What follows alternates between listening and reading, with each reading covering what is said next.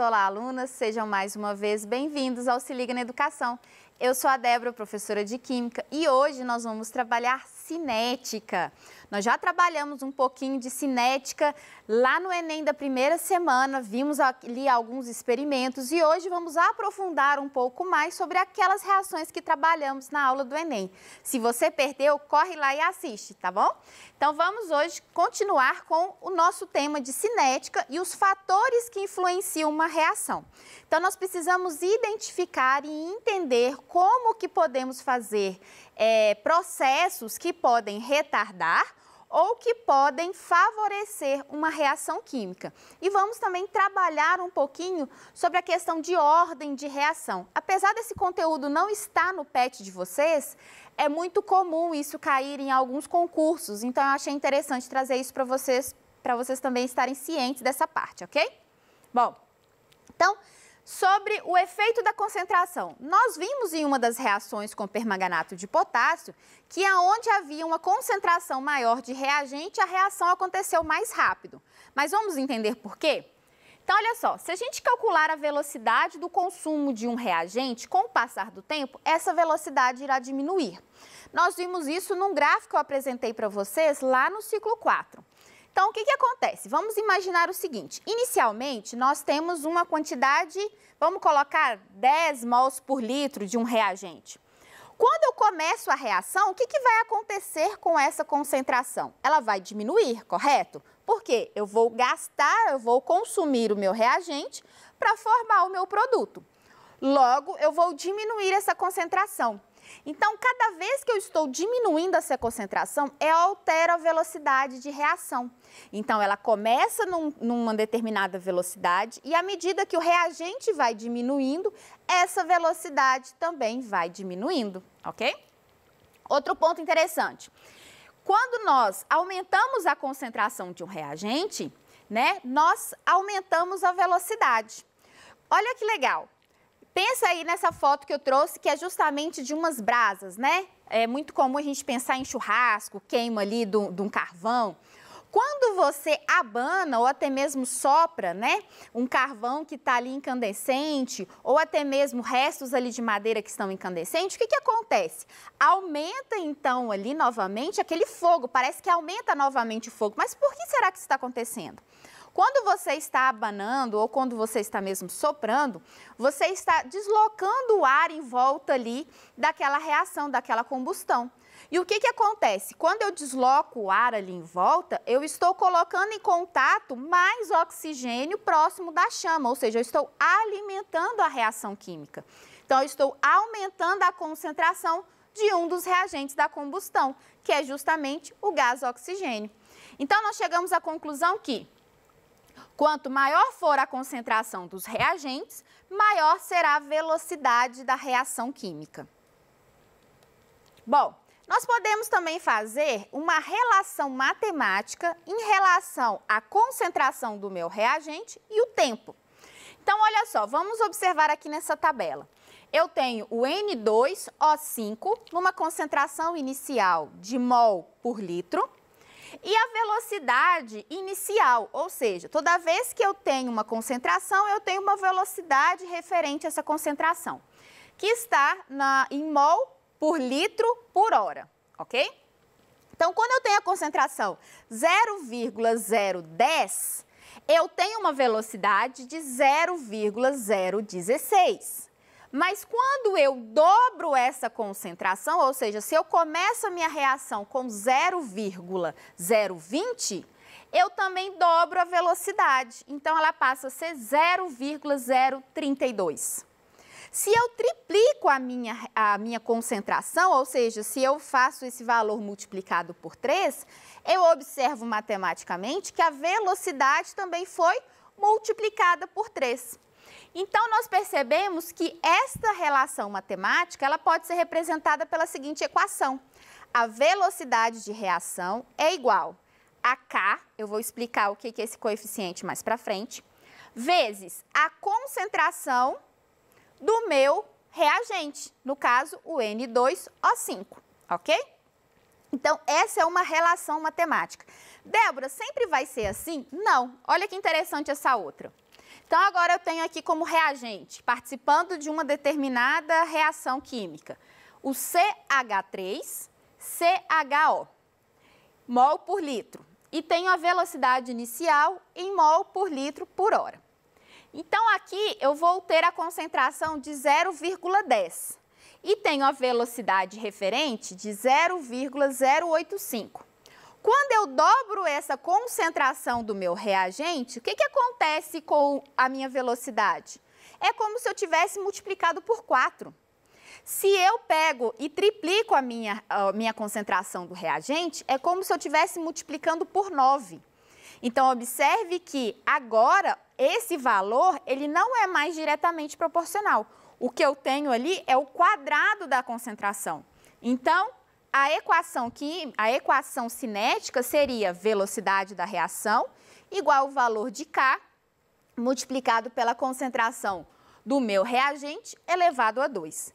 Então, essa relação matemática ela é muito empírica, gente. Essa relação matemática, normalmente, é quando você faz uma série de experimentos e vai coletando esses dados para você ter justamente esses valores, ok?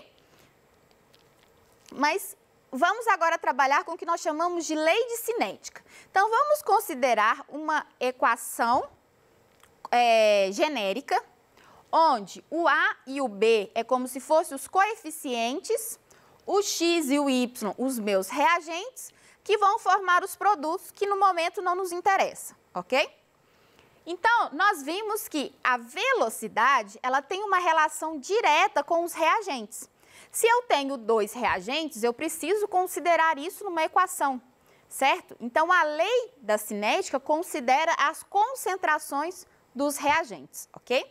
Então, aqui eu vou ter a concentração de X, que é um reagente, vezes a concentração de Y, que é outro reagente.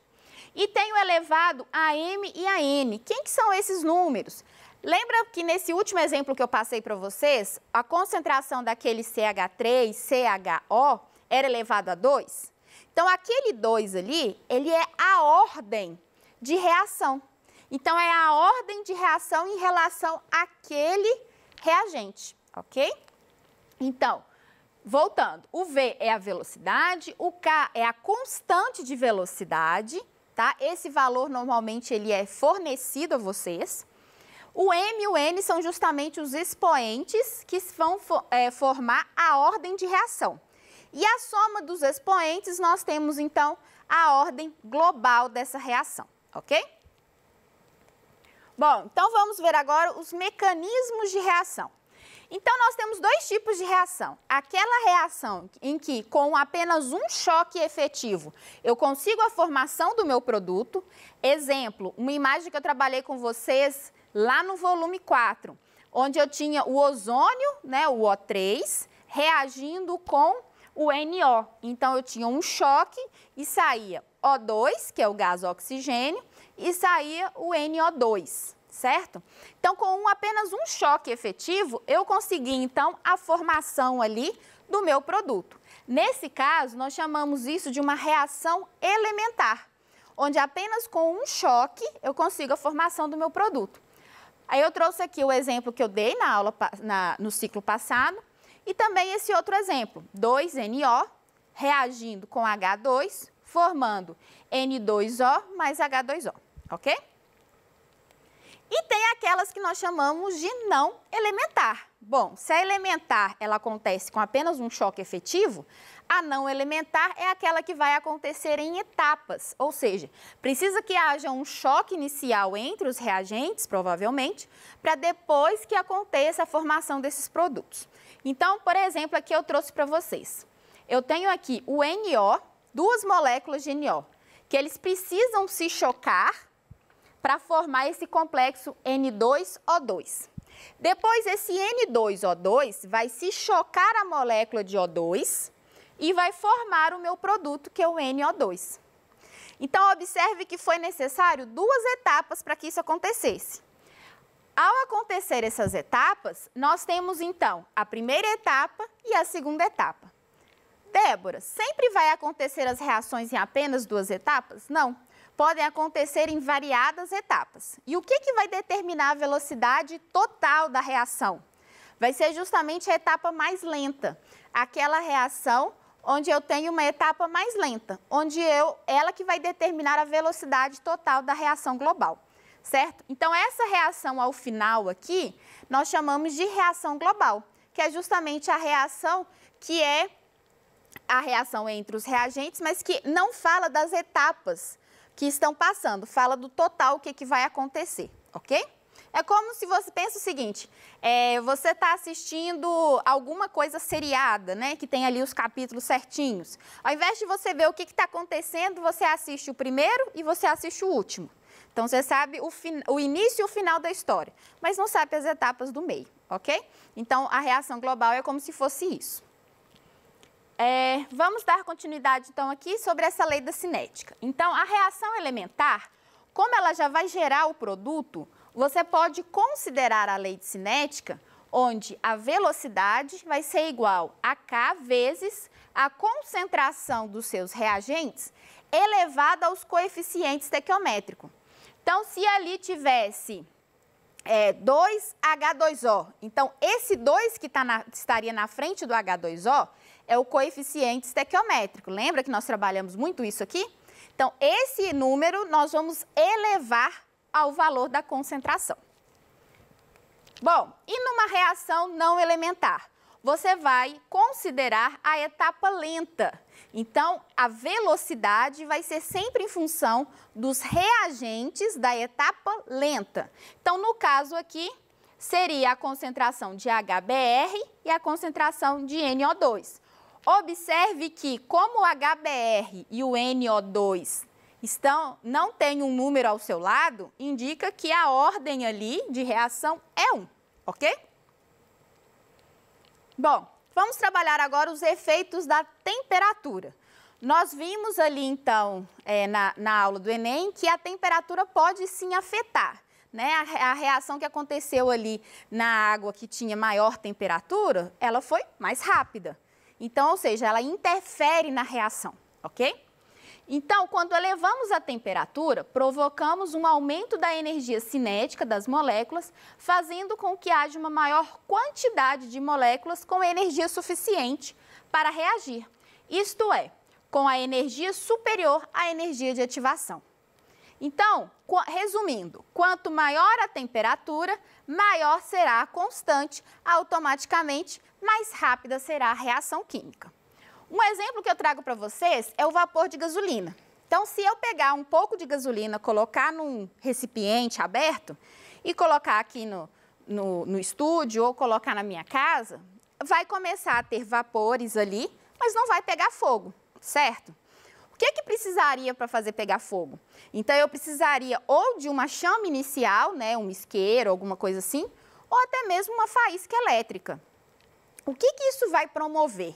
A faísca elétrica, ou essa chama inicial, o que vai acontecer? Ela vai fornecer energia para que algumas moléculas de vapor da gasolina entrem em combustão, reajam com o oxigênio. Como essa combustão é uma reação muito exotérmica, ou seja, libera muita energia para o meio, a reação, ao liberar a energia para o meio, vai liberar energia para as demais moléculas ali no líquido superarem a energia de ativação e entrarem em combustão. Então, se eu acender um fósforo perto de um líquido de gasolina, o que vai acontecer? Vai explodir. Então, é justamente essa ideia, porque essa energia inicial que nós demos permitiu que uma parte das moléculas entrasse em reação. E a energia dessa reação permitiu que todas as demais entrassem em reação. E isso vai acontecendo, é como se fosse uma escada. E isso vai permitindo que haja essa explosão tão violenta e tão rápida, ok? Então, observe como que a temperatura pode influenciar numa reação química. Outro efeito que nós podemos citar é a superfície de contato. Então, quando eu trabalhei ali com o comprimido, o comprimidinho, e quando eu macerei o comprimido, vocês viram ali que houve uma diferença. Por que está acontecendo isso? Vamos ler? Então, em reações das quais participam reagentes que se encontram em diferentes fases, a velocidade será tanto maior quanto maior for a superfície de contato entre essas fases. Então, vamos pensar aqui em duas situações. Uma, Imagine lá uma corrente, né, que vai ficar exposta ali ao ambiente, à chuva, ao ar, e ela vai enferrujar. E vamos pensar também nessa bucha, né, esse bombril que a gente usa aí em casa. Se você pegar o bombril e usar ali lavando a louça, mais ou menos no horário ali do almoço, à tarde você vai observar que vai acontecer o quê? Ela já vai estar enferrujada. Mas e a corrente? Mesmo se eu molhar a corrente, né, no outro dia ela não vai estar ainda toda enferrujada, vai levar um tempo maior. Isso porque no bombril, na palha de aço, o que nós vamos ter? Nós vamos ter maior exposição dos fios de ferro. Isso vai aumentar a quantidade de contato do ferro com o oxigênio, com a água ali também, e vai fazer então a formação da ferrugem, ok? E nós temos ainda outros fatores que podem influenciar também. Por exemplo, a natureza dos reagentes. Se eu tenho um reagente que ele tem muitas ligações ou ele tem ligações muito fortes, essas ligações precisam ser rompidas para a formação dos novos produtos. Logo, se eu tenho essa característica da natureza dos meus reagentes, vai levar muito mais tempo, vai requerer muito mais energia para conseguir, então, quebrar essas ligações. Outra coisa interessante é a luz e eletricidade. Então, se eu tenho reações químicas que acontecem diante da luz ou que precisam dessa corrente elétrica, se eu não forneço esses dois elementos, a reação vai levar muito tempo ou pode nem acontecer. Trabalhamos ainda a ideia da pressão, ou seja, se eu tenho ali uma reação química que envolva gás, quando eu aumento a pressão, eu diminuo o volume, eu faço com que as moléculas estejam em contato, diminuo essa distância entre as moléculas, o que promove, então, mais choques e aumento dos choques efetivos, ok? E ainda nós temos duas substâncias interessantes, que são os inibidores e os catalisadores. Os inibidores vão ser substâncias que vão se ligar ao complexo ativado, inibindo a formação, então, dos meus produtos. Esses inibidores normalmente retardam a reação ou até mesmo impedem a reação química de acontecer. Os catalisadores são aquelas substâncias que vão se ligar ao complexo ativado e vão acelerar a reação química, ou seja, a reação química vai ser muito mais rápida porque ele vai diminuir a energia de ativação.